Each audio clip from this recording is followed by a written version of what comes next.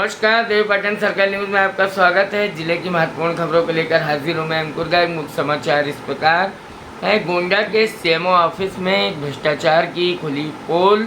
Anti corruption bureau ने क्षतिपूर्ति के नाम पर भ्रष्टाचारी बाबू को 5,000 रुपये रिश्वत लेते हुए रंगे हाथों किया गिरफ्तार। ओमान में नौकरी कर रहे गोंडा के एक युवक की चोट लगने के बाद हुई मृत्यु। परिजनों ने शव को लाने और अंतिम दर्शन के लिए सरकार से लगाई गुहार। तरफगंज थाना क्षेत्र के चौबेपुर पेट्रोल पंप के पास हुई सड़क दुर्घटना में एक बुजुर्ग की हुई मृत्यु, जबकि उसका पौत्र हुआ घायल। मुख्यमंत्री सामूहिक विवाह योजना के तहत रॉयल पैराडाइज में एक कार्यक्रम के दौरान 737 जोड़ों का हुआ विवाह, जिसमें 58 मुस्लिम तो 679 हिंदू परिवार हुए शामिल। आगामी लोकसभा चुनाव को लेकर बाजारों में चुनावी चर्चा चरम पर है। चाय की दुकान हो, रेस्टोरेंट हो, ढाबे हो या गांव की चौपाल हो या खेत खलियान हो, शहर तक बस अड्डा हो या रेलवे स्टेशन हो, हर जगह केवल चुनावी चर्चा जोरों पर है। जहां एक और राजघराने से सांसद भारतीय जनता पार्टी के गोंडा के मौजूदा एमपी कीर्तिवर्धन सिंह, तो दूसरी ओर स्वर्गीय बेनी प्रसाद वर्मा की पौत्री श्रेया वर्मा की चर्चा हो रही है। समाचार विस्तार से।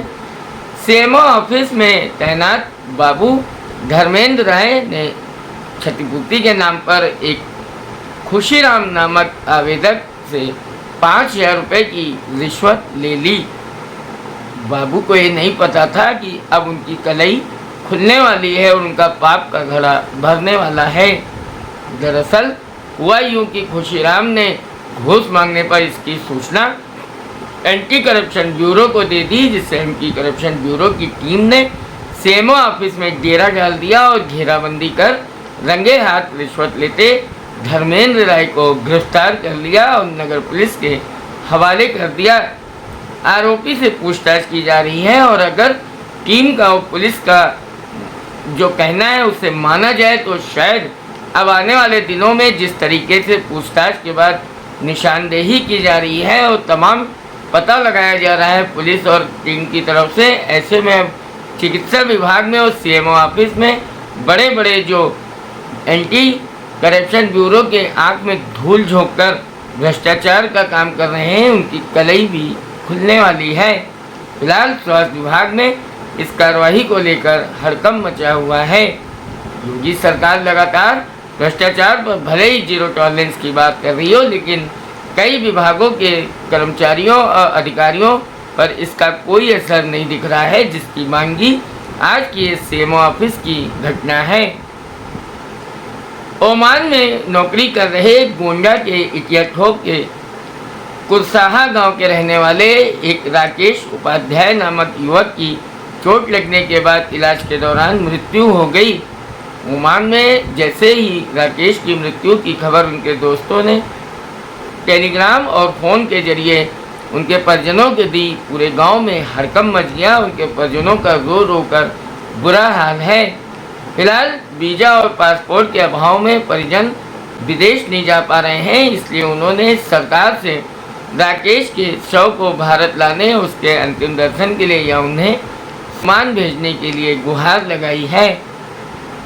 तरफगंज थाना क्षेत्र के चौबेपुर पेट्रोल पंप के पास एक मांगलिक कार्यक्रम से लौट रहे रामपुर टेंगराहा में कार्यक्रम में शामिल हुए छोटे नामक 60 वर्षीय वृद्ध की मृत्यु हो गई, जबकि उसका पौत्र धर्मेंद्र बुरी तरह घायल हो गया। पुलिस ने बताया कि खड़ौरा गांव के रहने वाले छोटे अपने पौत्र धर्मेंद्र के साथ रामपुर टेंगराहा में एक कार्यक्रम में बाइक से गए थे। वे लौट रहे थे कि अचानक अज्ञात वाहन से उनकी बाइक की टक्कर हो गई और चौबे पेट्रोल पंप के पास हुई दुर्घटना के बाद मौके पर ही छोटे ने दम तोड़ दिया, जबकि धर्मेंद्र का इलाज कराया जा रहा है। पुलिस ने सूचना मिलने पर मौके पर पहुंचकर शव को कब्जे में लेकर पोस्टमार्टम के लिए भेज दिया है और अज्ञात वाहन चालक की तलाश में जुट गई है। मुख्यमंत्री सामूहिक विवाह योजना के तहत निरीह गरीब परिवारों के जो तमाम परेशानियां हैं, उसमें बड़ी परेशानी जो सामने आती है वो बेटी के हाथ पीले करने की होती है और जवान बेटी के तमाम प्रकार से विवाह को लेकर जो पिता की चिंता रहती है उस पर अगर देखा जाए तो सामूहिक विवाह योजना कहीं न कहीं फरिश्ता बनकर खड़ी हो गई है। जिले की तेज तर्रार जिलाधिकारी नेहा शर्मा के निर्देश पर उनकी अगवानी में रॉयल पैराडाइज में आज 737 जोड़ों का विवाह हुआ, जिसमें 58 जोड़े मुस्लिम समाज से तो 679 जोड़े हिंदू समाज से शामिल किए गए।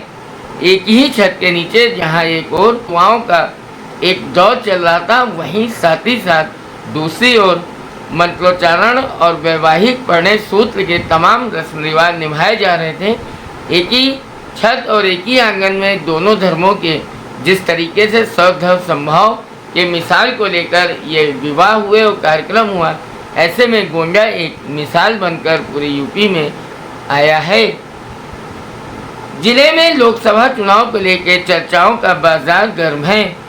तमाम लोग जिन्होंने पहले तमाम चुनाव में बड़े बड़े नेताओं को चूना लगाया और उनको वोटों के ठेकेदार बनकर कहीं ना कहीं उनसे रकम ऐंठने का काम किया और धोखेबाजी भी उनके साथ की, ऐसे में कुछ ऐसे तत्वों को भी अब सक्रिय देखा जा रहा है।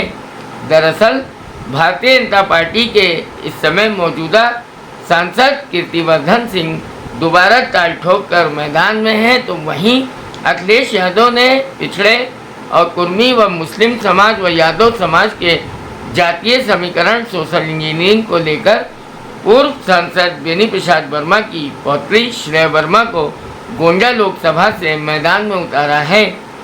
श्रेया वर्मा जहां गांव-गांव जाकर घर घर जाकर अपने चुनाव प्रचार में जुटी हुई हैं, वहीं अब कीर्तिवर्धन सिंह भी पीछे नहीं है, क्योंकि राजघराने का दबदबा जिले की 4 विधानसभाओं में शुरू से देखा जा रहा है, चाहे वो गोंडा हो, चाहे मैनौन हो, चाहे मनकापुर हो और या उतलौला हो। सभी विधानसभाओं में अगर देखा जाए तो नगर पालिका चुनाव से लेकर और विधानसभा तक के चुनाव के तमाम पक्ष और विपक्ष के दावेदार राजघराने की चौखट पर मत्था टेक कर ही चुनाव लड़ते हैं और कभी सामने तो कभी अंदर खाने से वे राजघराने के आशीर्वाद की बात करते रहे हैं। ऐसे में भारतीय जनता पार्टी भी अब कीर्तिवर्धन सिंह का टिकट काटकर कोई प्रकार का रिस्क लेने के मूड में नहीं लगती दिखाई दे रही है। फिलहाल अगर दावेदारी की बात करें तो पूर्व सांसद स्वर्गीय सत्यदेव सिंह के पुत्र वैभव सिंह और यहाँ ओबीसी समाज से भाजपा विधायक प्रभात वर्मा का नाम तेजी से वायरल हो रहा है।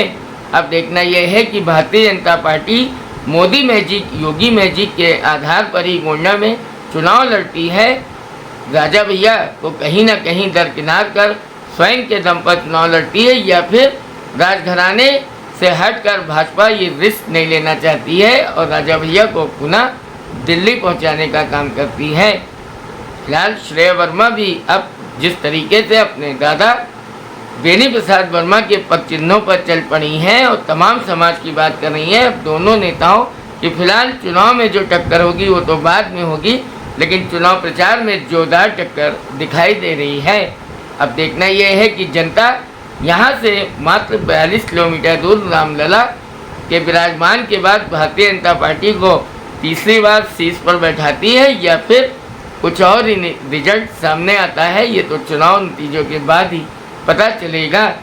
फिलहाल जो लोग यहाँ पर तमाम नेताओं से अपने जुगत में हैं और अपने जुगाड़ में जेबें गर्म करने में फंसे हुए हैं, वे नित्य दिन नित्य पल सोशल मीडिया पर तमाम प्रकार के कयासों की अफवाहें फैलाने से बाज नहीं आ रहे हैं। समाचार विस्तार से देखने के लिए देवपाटन सर्कल न्यूज़ को यूट्यूब पर जाएं और सब्सक्राइब कर अपने ज़िले की तमाम ताज़ा समाचारों को देखें।